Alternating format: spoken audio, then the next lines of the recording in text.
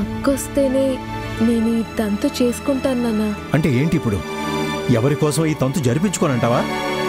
ఎవరి కోసమో కాదు నాన్న, మా అక్క కోసం, మీ పెద్ద కూతురు కోసం. మధు ప్లీజ్, ఇప్పటికే చాలాసార్లు చెప్పాను, నాకు పెద్ద కూతురంటే ఎవ్వరూ లేరు. ఇప్పుడు ఇంట్లో ఒక శుభకార్యం జరగబోతుంది, అది నీకే. ఇలాంటి శుభగడియల్లో ఇంకొకళ్ళ గురించి మాట్లాడడం కానీ వాళ్ళ పేరు తలవడం కానీ నాకు ఇష్టం లేదు. దయచేసి ఇంతటితో వదిలేయమ్మా. నువ్వు అల్లుడి గారితో కలిసి బయలుదేరు. ఇక్కడికి వచ్చాక ఈ విషయాలేవి నాతో మాట్లాడద్దమ్మా, నీకు పుణ్యం ఉంటుంది.